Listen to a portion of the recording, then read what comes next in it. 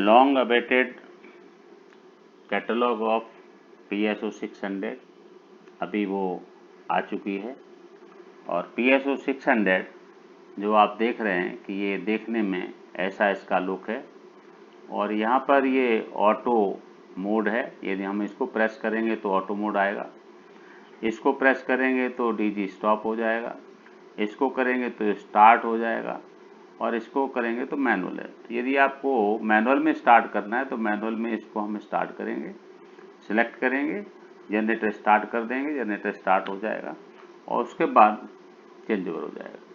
यहाँ पर आप देखेंगे कि ये जनरेटर की सप्लाई है और यहाँ ये डॉट है जो इंडिकेशन है, और इधर से डबल सर्कल मीन्स ट्रांसफार्मर की सप्लाई है। ये ट्रांसफार्मर का कॉन्टैक्टर है और ये जनरेटर का कॉन्टैक्टर है। इन दोनों में से एट ए टाइम कोई एक ही ऑन होगा, इंटरलॉकिंग रहती है। और ये हमारे लोड की सप्लाई है। नॉर्मली EMF फंक्शन जो होता है वो ये होता है कि इलेक्ट्रिसिटी बोर्ड की सप्लाई यहाँ से आती है और इसके इनपुट में यहाँ एक रिले होती है जो कि अभी इस केस में PSO 600 के अंदर इनबिल्ट है 3 फेस वोल्टेज रिले, जो सेंस करेगी पावर फेल। और जैसे ही पावर फेल सेंस होगा कि पावर फेल हो गई तो ये जो कॉन्टैक्टर है वो ऑफ हो जाएगा और ये रिले PSO 600 ये जनरेटर को स्टार्ट कमांड देगा ऑटोमेटिक, और उसके बाद जनरेटर स्टार्ट होने के बाद यहाँ पर सप्लाई आ जाएगी, उसके बाद जनरेटर का कॉन्टैक्टर ऑन हो जाएगा। तो इस तरीके से ये आपकी EMF फंक्शन काम करता है। और जब ये सप्लाई वापस आएगी तो एक रेस्टोरेशन टाइम होता है कि बिजली वापस आके कुछ देर इंतज़ार करती है, और इंतज़ार करने के बाद पहले जनरेटर का कॉन्टैक्टर ऑफ होता है, उसके बाद फिर मेंस का कॉन्टैक्टर ऑन होता है और उसके बाद जनरेटर आइडल रन होकर उसको बंद कर देता है। तो ये ऑटो मोड जब सिलेक्ट होगा तो ये EMF फंक्शन ऑटोमेटिक होगा। सो ये इसके अंदर लॉजिक इनबिल्ट है। इसके जो कॉन्टैक्टर्स होते हैं वो हमें बाहर फिट करने होते हैं, चाहे वो कैनोपी के अंदर हो सकते हैं, कैनोपी के बाहर हो सकते हैं। तो इसके बाद में आपको इस कंट्रोलर के बारे में जो इसके फीचर्स हैं वो मैं बताता हूँ।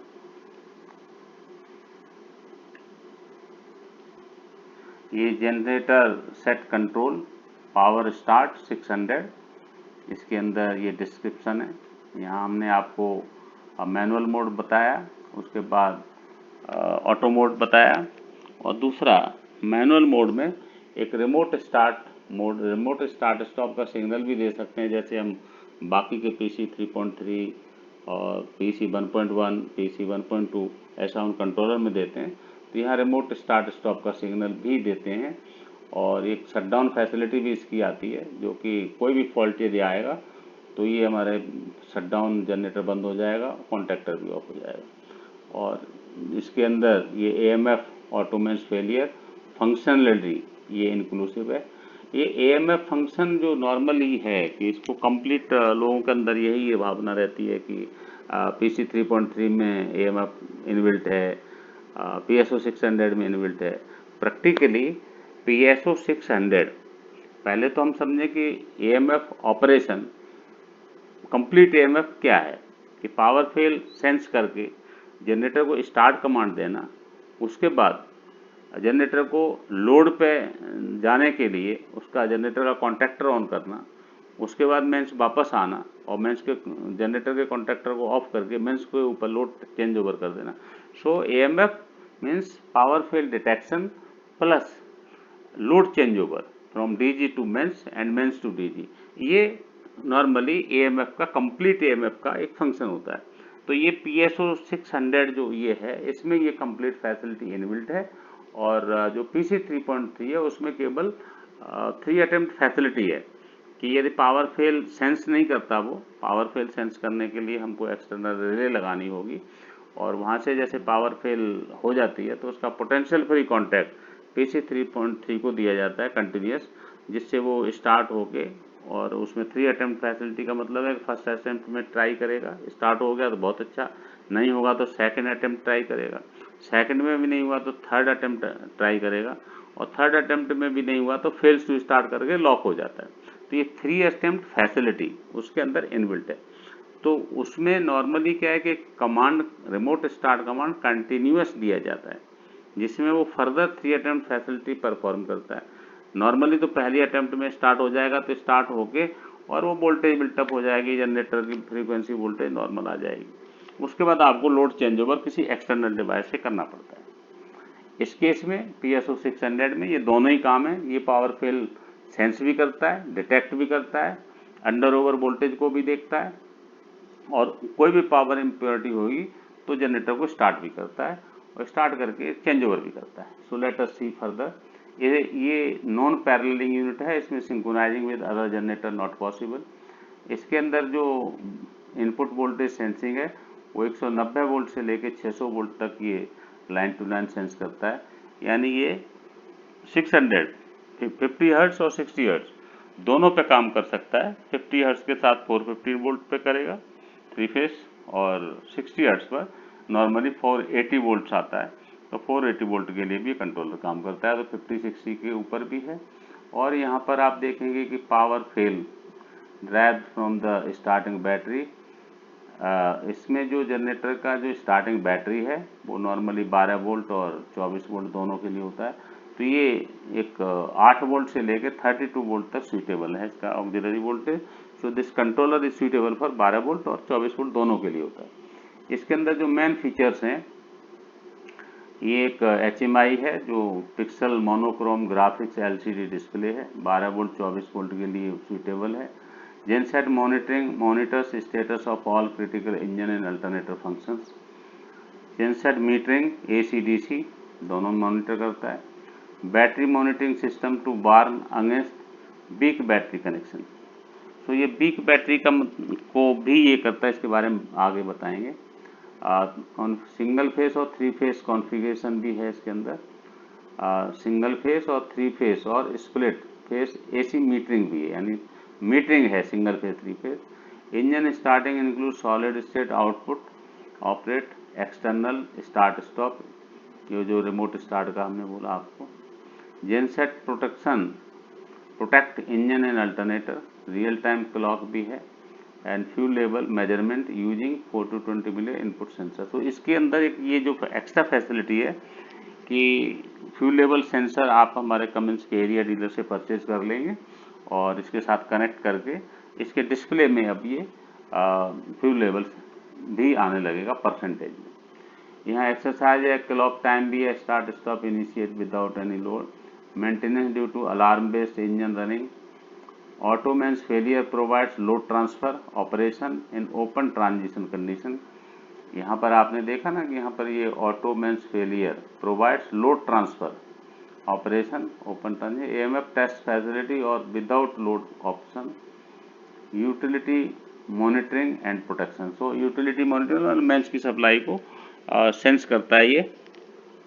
और in case of poor, suppose single facing हो गई या ओवर वोल्टेज है, तो ये खुद ही सेंस करके और जनरेटर को स्टार्ट कर। रिमोट स्टार्ट कैपेबिलिटी इन ऑटो मोड एडवांस, तो ये ऑटो मोड में ही यदि रिमोट स्टार्ट फैसिलिटी कैपेबिलिटी है। Advance serviceability using in power tool, Modbus interface, आप किसी थर्ड पार्टी के साथ में RS485 से PLC से कनेक्ट कर सकते हैं। इसके अंदर एक पोर्ट होता है। इनपुट आउटपुट कॉन्फ़िगरेबल है, तो ऐसे ही आपकी वारंटी है। तो ये आपका फर्स्ट फेस होता है। यहाँ पर आपकी सेकंड फेस LED इंडिकेशन होते हैं जो जेनसेट रनिंग दिखाता है, रिमोट स्टार्ट दिखाता है, AMF टेस्ट एक्टिव दिखाता है, genset shutdown warning load connected to genset. So ये आपने उसके जो HMI था उस पर देखे थे। LCD डिस्प्ले, ये आपको मोनोक्रोम है। ऑपरेशन इंटरफेस, ये आप पढ़ सकते हैं। ऑपरेटर एडजस्टमेंट, यहाँ पर भी आप पढ़ सकते हैं। AMF फंक्शनलिटी में आपको कि auto mains failure is enabled, इसके अंदर सेटिंग है जिसमें इनेबल कर दिया। Controller is in auto mode and if utility goes off then control start the genset automatically and transfer load on to genset. If utility returns and healthy then load again get retransferred on the utility. So AMF provides load transfer operation in open execution. Open execution का मतलब है कि पहले generator की supply disconnect होगी, उसके बाद mains की सप्लाई ऑन होगी। मतलब ग्रिड पैरेललिंग के थ्रू जैसे हम करते हैं वो ऑन क्लोज ट्रांजिशन नहीं है। तो ये कमेंस का अपना नेटवर्क है, अपना एक पैटर्न है जिसमें वो कहते हैं कि ओपन ट्रांजिशन मतलब without synchronising, without grid paralleling load transfer होता है। फ्यूल लेवल सेंसर अभी हमने आपको बताया था। Exercise scheduler, maintenance, alternator. So alternator में ये आपको वोल्टेज दिखाता है line to line and line to neutral, current भी दिखाता है single phase, three phase, KVA, KVAR, kilowatt power factor ये भी दिखाता है, फ्रीक्वेंसी दिखाता है, और साथ में KWH and KVARH and KVH ये भी दिखाता है। सो इसमें जो बेसिकली अलग से सेपरेट जो मल्टीफंक्शन मीटर चाहिए होता था वो अब लगाने का इसमें ज़रूरत नहीं है क्योंकि KWH मीटर भी है।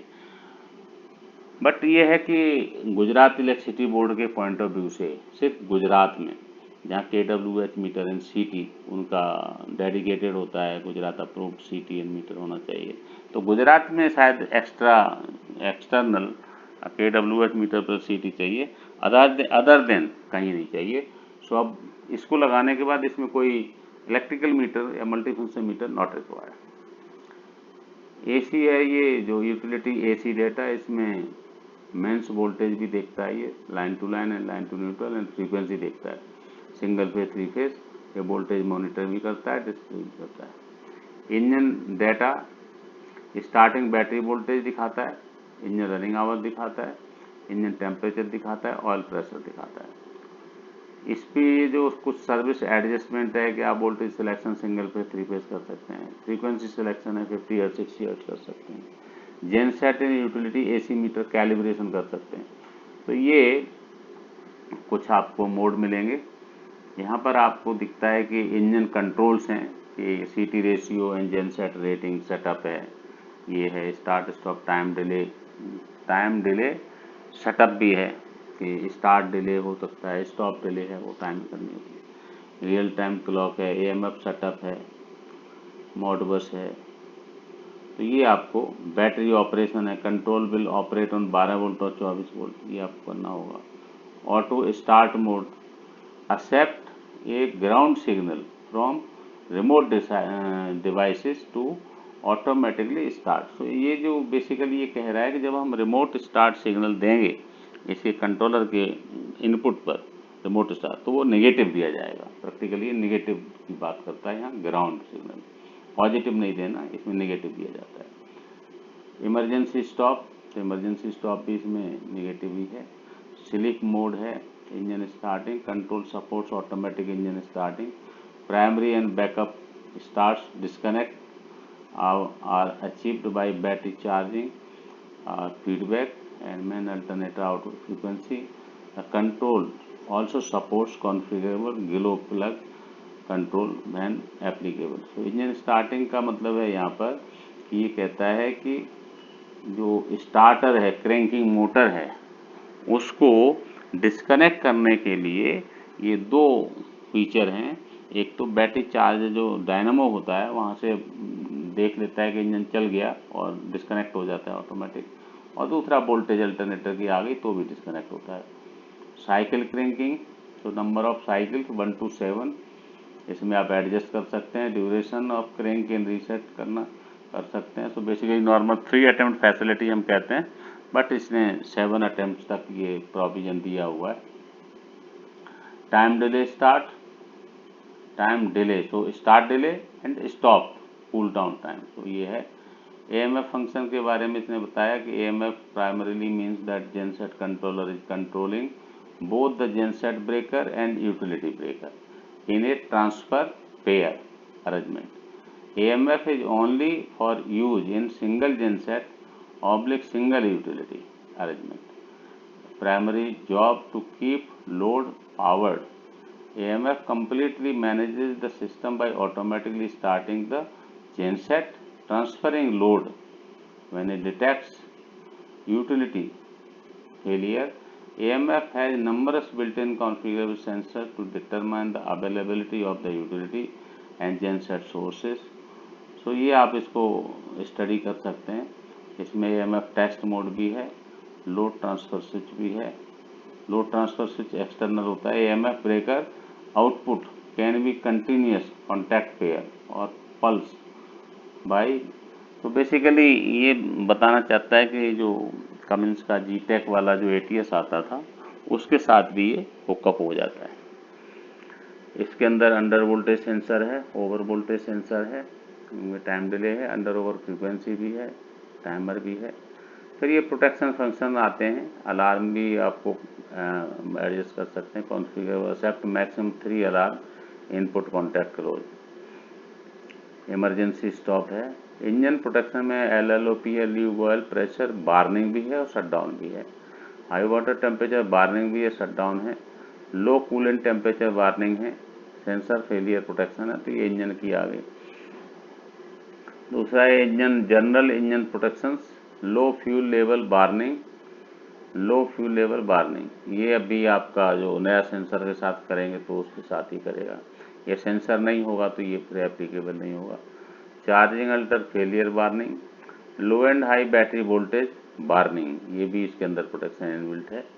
वीक बैटरी वार्निंग, ये भी इसके अंदर है। वीक बैटरी वार्निंग एक बेसिकली पीसीसी का मेन एक फंक्शन फीचर है जो दूसरे किसी भी नहीं आता, कि जब भी पहला करंट मारते हैं तो वोल्टेज डिप जाती है और इमीडिएट 10-12 सेकंड में 15 सेकंड में वो वापस आ जाती है और उसके बाद इंजन स्टार्ट हो जाता है। जबकि ये दूसरे जब वीक होती जाती है तो पहले 15 सेकंड में वापस आती थी कि जैसे 27 वोल्ट है तो घट के 23 वोल्ट रही और 23 से फिर 25 हो गई, 26 हो गई और ऐसा करके। तो ये रिकवरी वोल्टेज जो है वो कभी कभी 60 सेकंड हो जाती है, 60 हो जाएगी, कभी 70 हो जाएगी। कई बार होता है कि हम इंजन को क्रैंक मारते हैं और वोल्टेज इंजन उतनी स्पीड पर घूमता है, बढ़ती नहीं है। इसका मतलब है वीक बैटरी। सो धीरे धीरे करके पर्टिकुलर टाइम से ज़्यादा जब टाइम लेती है तो वो वीक अलार्म देना शुरू कर देती है। Cranking lockout fail to start, auto mains failure protection, यहाँ पर आपको ये अल्टरनेटर प्रोटेक्शन है। इसमें आपको मिलेगी बैटल मोड है, हाई एसी, ओवर वोल्टेज है, अंडर वोल्टेज है, ओवर फ्रीक्वेंसी, अंडर फ्रीक्वेंसी है, ये ओवर फ्रीक्वेंसी है। Loss of sensing voltage shutdown, जो इंजन चल रहा होता है और जब 3 फेज वोल्टेज नहीं आती तो ये समझता है कि लॉस ऑफ सेंसिंग है। करंट इनबैलेंस वार्निंग है। हाई करंट यानी ओवर करंट है, ये ओवर करंट शटडाउन भी है। एएमएफ फंक्शन प्रोटेक्शन, तो ये एटीएस के बारे में होता है जो इसके स्कोप में नहीं है। ये हमारे फील्ड कंट्रोल सिस्टम है, remote start, emergency stop, configure, customer input. So इससे हम बाहर से रिमोट स्टार्ट कमांड दे सकते हैं। रिमोट स्टार्ट कमांड होता है कि आप जब तक दे के रखेंगे इंजन चलता रहेगा, रिमोट स्टार्ट हटाएंगे तो इमीडिएट इंजन बंद हो जाएगा। तो स्टार्ट करने के लिए हमको रिमोट स्टार्ट कमांड देना होगा और जब बंद करना होगा तो वो रिमोट स्टार्ट को स्टॉप कर देते हैं। एक्स्ट्रा इमरजेंसी स्टॉप है, ये भी निगेटिव के थ्रू जाता है, ये भी निगेटिव के थ्रू जाता है। ये कस्टमर इनपुट है जिसमें आपको कॉन्फ़िगर कर सकते हैं। इसमें मैं एक बात बता दूं कि आपको ये कंट्रोलर, ये जो कैटलॉग है ये कमिंस का प्रोप्राइटरी है, ये हमने इंटरनेट से ली है और इसमें यही कहेंगे कि नॉलेज अपग्रेड करने के लिए आप इसको स्टडी करें, समझें, पढ़ें, कुछ भी करते हैं, बट एक्चुअल फिजिकल साइट के ऊपर जो काम है वो कमिंस के एरिया डीलर के थ्रू करें। नॉर्मल ऑपरेशन है वो आप इसको देख के ट्रेनिंग लेके उससे कर सकते हैं and you can understand better. तो ये नॉलेज अपग्रेड करने के लिए आपको ट्रेनिंग दी जा रही है, ये वीडियो बनाई जा रही है। इससे आपके किसी भी तरह का इक्विपमेंट के डैमेज कंडीशन में कोई लेना देना नहीं है। कम्युनिकेशन कनेक्शन से इंक्लूड, ये आपका RS485 पोर्ट है जिससे आपको जो डिस्प्ले पर आपको दिखता है वो आप रिमोट पर देख सकते हैं। इन पावर टूल के साथ कनेक्ट कर सकते हैं। ये आपके सर्टिफिकेशन है, वारंटी है और ये आपके ओवरऑल कुछ हमारे डायमेंशंस दिखाई दे रहे हैं। इसमें एक आपको मैं ये यहाँ इस प्रेजेंटेशन का एंड है, एक इम्पॉर्टेंट है कि यहाँ मैं आपको एक दिखाता हूँ कि ये हमें देखने में ऐसा PSO 600 लगता है जो आपको मैंने बताया था। इसके बाद इसमें कुछ फीचर्स हैं जो यहाँ दिखते हैं ऑटो स्टार्ट, मैनुअल स्टार्ट, ये आपको केवी वो आपने वहाँ देखा हुआ है। तो ये इसका बैक साइड से जब व्यू देखेंगे तो ये बैक साइड से दिखता है। यहाँ PSO 600 121 रिप्लेसमेंट ऑफ PSO। तो प्रैक्टिकली पहले PSO 500 होता था, उसमें AMF फंक्शन अभी और आ गया है, एडिशनल फॉर ब्रेकर कंट्रोल। सो ये जो येलो कलर है ये टर्मिनल, ये PSO 500 है। यहाँ पर आपको TB7 नया है, J31 एडिशनल लेबल है, ये भी नया है। एडिशनल फॉर ब्रेकर कंट्रोल के लिए ये टर्मिनल्स दिए हुए हैं, सेम एज PSO 500। यहाँ उसने कहा है कि ये पहले जैसे ही है, TB16 है। तो ये बैक साइड में आपको दिखता है किस तरह के टर्मिनल होंगे।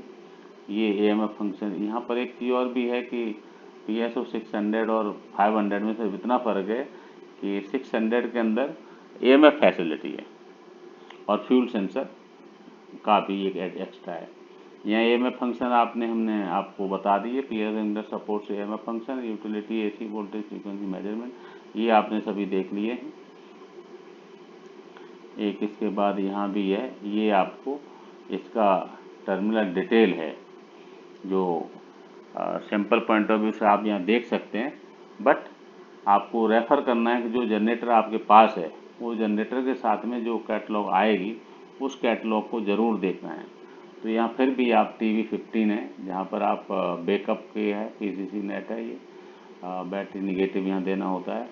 यहाँ आपके पास ये J16 इंजन कनेक्टर है, तो इसमें यहाँ पर आप देख सकते हैं ये हैं, ये कुछ कंट्रोलर के कनेक्शन हैं जो इनके अपने होते हैं। यहाँ आप देखो ये TB2 कस्टमर कनेक्टर है, ये कस्टमर यहाँ यूज करता है। बेसिकली एक स्पेयर है, ये इमरजेंसी स्टॉप है, digital input 1, digital output 1, digital output 1। तो आउटपुट 1, आउटपुट 2 और ये इनपुट है। ये रन टेस्ट है, ये जनरेटर कॉन्टैक्टर है, ये यूटिलिटी कॉन्टैक्टर है, और ये यूटिलिटी कॉन्टैक्टर का ओपन कॉन्टैक्ट है, और ये जनरेटर का ओपन कॉन्टैक्ट है। यहाँ आप देखेंगे कि ये जेनसेट है। तो यहाँ पर आपको इसके बाद एक नई स्लाइड और दिखाता हूँ, सो दैट आपको कनेक्शन समझ में आएंगे। ये आपको दिखाई देगा, ये PSO 600 का कस्टमर टर्मिनल्स हैं। यहाँ आप ध्यान से देखेंगे TB2-1 यूटिलिटी CV स्टेटस। तो यहाँ आपको स्टेटस मिलेगा। यहाँ आप यहाँ से देखेंगे कि यहाँ यूटिलिटी सप्लाई है मेंस की, ये आपके जनरेटर की सप्लाई है। तो ये कॉन्टैक्टर की कॉयल है जनरेटर की, और ये मेन कॉन्टैक्ट है। सो बेसिकली इलेक्ट्रिसिटी बोर्ड जो है वो इधर से आ रही है और मेंस इधर से आ रही है। तो यहाँ इन दोनों के कॉन्टैक्टर हैं। तो ये आपको यूटिलिटी CV स्टेटस फीडबैक, यदि ये जनरेटर का यूटिलिटी का फीडबैक यहाँ दिया जाएगा, इस पे जनरेटर का फीडबैक है कि ब्रेकर ऑन है या ऑफ है, प्रैक्टिकली दोनों का। दूसरा ये है यूटिलिटी CV क्लोज, तो क्लोज फीडबैक भी है और ओपन फीडबैक भी है। और प्लस ये genset CV close, genset CV open, remote start command and ये रिमोट स्टॉप, इमरजेंसी स्टॉप। तो यहाँ पर आप देखेंगे कि ये negative supply I, negative supply से यहाँ लेके इमरजेंसी स्टॉप के NC के थ्रू ये हमने इमरजेंसी स्टॉप दे दिया। जब भी इसको हम प्रेस करेंगे तो इसको इनपुट नहीं मिलेगी, तो ये इमरजेंसी स्टॉप हो जाएगा।